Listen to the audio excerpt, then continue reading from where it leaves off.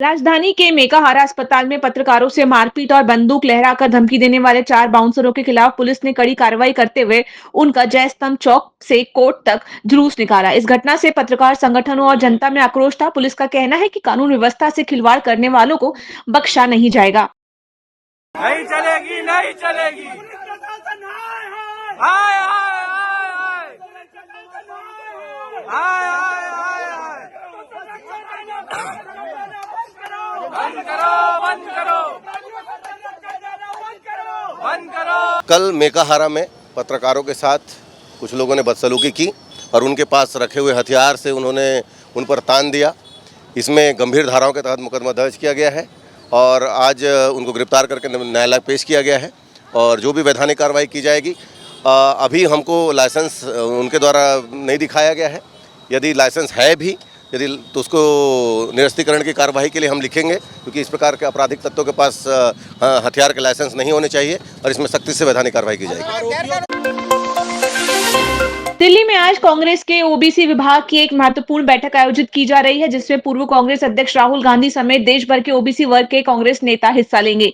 बैठक में शामिल होने के लिए छत्तीसगढ़ से पूर्व मुख्यमंत्री और कांग्रेस के राष्ट्रीय महासचिव भूपेश बघेल समेत विधायक राजकुमार यादव और कुंवर सिंह निषाद दिल्ली रवाना हो चुके हैं। दिल्ली रवाना होने से पहले पत्रकारों से चर्चा में भूपेश बघेल ने कहा कि जातिगत जनगणना आज के समय की सबसे जरूरी सामाजिक और राजनीतिक मांग है। उन्होंने कहा, राहुल गांधी ने जब से जातिगत जनगणना की वकालत की है, तब से देश भर में इस पर गंभीर विमर्श शुरू हुआ है। इससे आर्थिक, सामाजिक, शैक्षणिक और राजनीतिक स्तर पर समावेशी बदलाव संभव हो सकते हैं।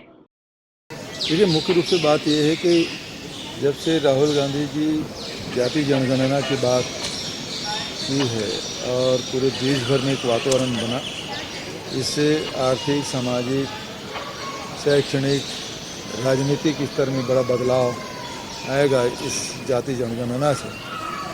और इसको लोकप्रियता को ध्यान में रखते हुए प्रधानमंत्री जी और भारत सरकार ने यू टर्न लेते हुए कैबिनेट ने डिसीजन लिया कि जाति जनगणना कराई जाएगी।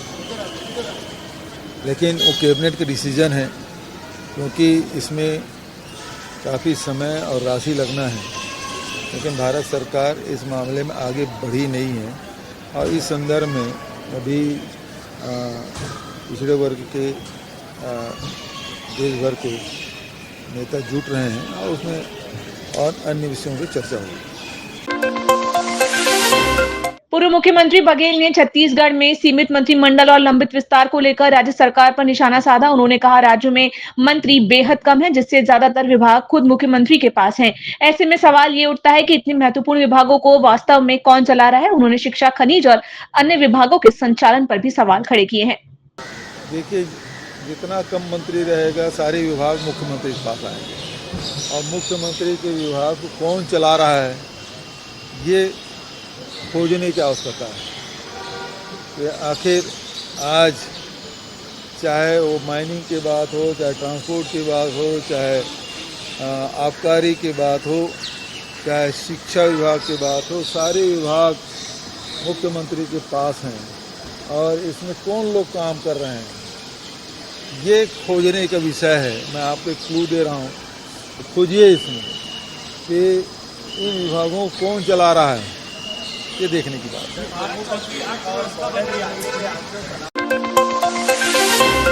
रविवार रात मेकाहारा अस्पताल में कवरेज के दौरान पत्रकारों के साथ हुई बदसलूकी पर भूपेश बघेल ने तीखी प्रतिक्रिया दी है। उन्होंने कहा, पत्रकारों के साथ हिंसा की मैं कड़ी निंदा करता हूं। सरकार को ये सुनिश्चित करना चाहिए कि भविष्य में ऐसी घटनाएं दोहराई न जाएं। गौरतलब है कि अस्पताल में तैनात बाउंसरों ने पत्रकारों से धक्का मुक्की की और जान से मारने की धमकी भी दी थी, जिससे मीडिया कर्मियों में भारी आक्रोश है। देश है कि सुशासन में पत्रकार सुरक्षित नहीं है। यदि उनके अनुकूल कोई खबर हो तब तो बढ़िया है, वाह वाह है। लेकिन यदि व्यवस्था के खिलाफ कोई कवर करने भी जाए, चलाना दूर की बात, कवरेज करने भी जाए, तो पत्रकारों पे जानलेवा हमला हो रहा है और उसे अपनी सुरक्षा के लिए संघर्ष करना पड़ रहा है। रात भर पत्रकार लोग, ये मैं पत्रकार साथियों की जो साहस है उसकी प्रशंसा करता हूं, लेकिन जो सरकार जो निरंकुश हो गई है, जिनको लोकतंत्र में विश्वास नहीं है और प्रजातंत्र के चौथे स्तंभ पर जिस प्रकार से हमले किए जा रहे हैं, उसकी मैं निंदा करता हूं। और विष्णुदेव से यही कहूँगा कि आगे इस प्रकार से पत्रकारों के साथ दुर्व्यवहार न हो, इस बात का ध्यान रखें।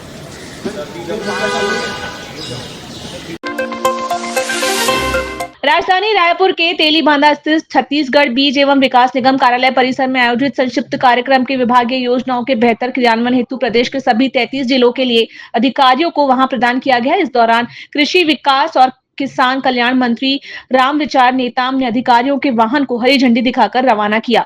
इस दौरान उन्होंने मीडिया से चर्चा कर अपने विभाग की जानकारी मीडिया के सामने दी। प्रदेश में खाद्य बीज और उर्वरक की स्थिति को स्पष्ट किया। वहीं रामविचार नेताम ने कांग्रेस द्वारा किसानों की परेशानियों को उठाए गए सवालों पर कहा कि किसानों को खेत तक जाने दीजिए, हम किसानों को कोई समस्या नहीं आने देंगे, उनकी समस्या के लिए हम बैठे हैं। विपक्ष का ठीक है, वह भी अपनी बात रखे। मैं समझता हूं कि हम सकारात्मक सोच लेकर आगे बढ़ रहे हैं, उसके लिए हमारा मंत्रालय और विभाग काम कर रहा है। चलिए मित्रों, आप सबको नमस्कार। आज आपके बीच में मैं अपने विभाग के बारे में कुछ संक्षेप में कुछ जानकारी देना चाहूँगा। आप लोग को भी एक तरह से उत्सुकता होगी कि प्रदेश में खाद बीज और उर्वरक की स्थिति क्या है। वो अभी तक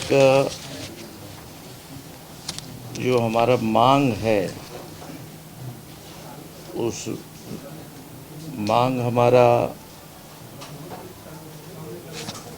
टोटल जो है सभी खाद मिला के 1,46,000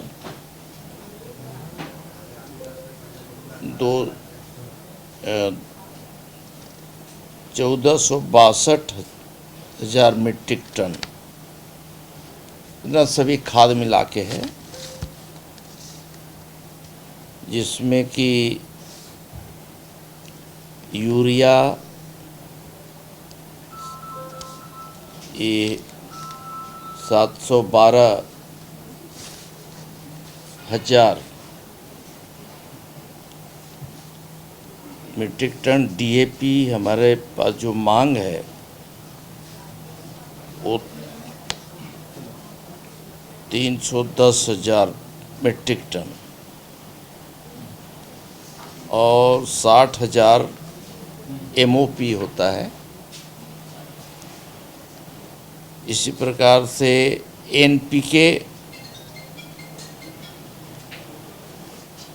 18 लाख मीट्रिक टन, 18,000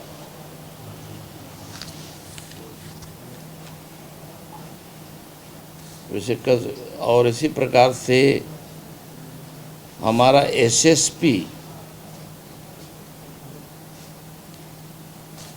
ये करीब 2 लाख मीट्रिक टन का है। कुल योग जो मांग है ये 1,46,200 मीट्रिक टन का है। 1462 है। हाँ, 1462 लाख जो है, लाख है ना, 1462,000 ये मीट्रिक टन इतना हमारा टोटल मांग है। उसके अगेंस्ट में हमारी जो आपूर्ति है उसमें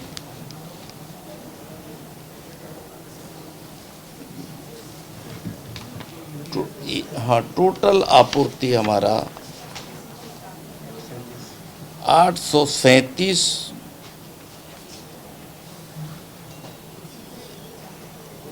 लाख है ना, 8,37,968 इतना मीट्रिक टन हमारे आपूर्ति है। हम कह सकते हैं कि हमारा जो मांग है ये 14,62,000 मीट्रिक टन के अगेंस्ट में 8,37,000 साढ़े 8 लाख के लगभग कर सकते हैं, इतना हमारे पास उपलब्ध है। अब इसमें से अलग अलग उर्वरक हैं, जैसे जो उर्वरक है यूरिया का, डीएपी का, एमओपी का, एनपीके का, इस तरह से हमने बताया, एसएसपी और बाकी का, इस तरह से कुल योग हमने बताया कि 14,62,000 मीट्रिक टन इतना कुल हमारा मांग के अगेंस्ट में 8.5 लाख मीट्रिक टन के लगभग हमारे पास उपलब्ध है। हाँ, इतना ज़रूर है कि बाकी खाद्य हमारे पास पर्याप्त हैं, समय समय पर पूरा पहुंच रहा है। उसमें सबसे बड़ी दिक्कत एक का आप सबको भी मालूम है कि डीएपी की आ रही है, जिसमें डीएपी में हमारे पास जो कमियां हैं उन कमियों को पूर्ति करने के लिए हम बाकी जो उर्वरक हैं उससे हम कर रहे हैं। जैसे बताया कि एमओपी है, एनपीके है, एसएसपी है, इस प्रकार से इस खाद से हम बाकी जिस डीएपी का जहाँ कमी हो रही है वहाँ इसको भेज करके हम लोग पूर्ति कराएंगे। इसी प्रकार से बीज के बारे में मैं बता दूं कि हमारा टोटल मांग प्रदेश की जो आवश्यकता है उस आवश्यकता के मुताबिक 4,78,000 मीट्रिक टन इतना का मांग के अगेंस्ट में हमारे पास जो उपलब्ध हैं उसमें करीब 4,26,000।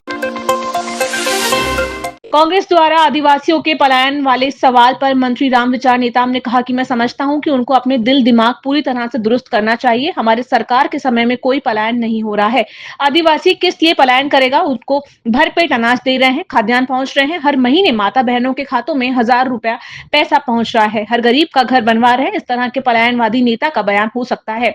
हमारे ट्राइबल समाज के लोग जहां पर एक बार बस जाते हैं वहीं उनका देवी देवता स्थापित होते हैं। ऐसे लोग कभी पलायन नहीं करते, वह मिट जाएंगे, मर जाएंगे, लेकिन अपने घर बार को नहीं छोड़ेंगे।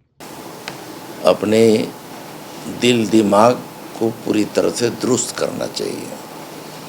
हमारे सरकार के समय में कोई पलायन नहीं कर सकता। अरे किस लिए पलायन करेगा? भरपेट उनको अनाज दे रहे हैं, खाद्यान्न पहुंचा रहे हैं, हर महीने उनको जो है माताओं बहनों के उनके खाते में 1,000 रुपया पैसे पहुंचा रहे हैं, हर गरीब का घर बनवा रहे हैं, कैसे पलायन करेगा? तो इस तरह से पलायनवादी नेता का बयान हो सकता है। हमारे ट्राइबल समाज के लोग जहाँ पे एक बार बस जाते हैं वहीं पे उनका देवी देवता स्थापित होता है। तो ऐसे लोग कभी पलायन नहीं करता, वो मिट जाएगा, मर जाएगा, लेकिन अपना घर बार को छोड़ेगा नहीं।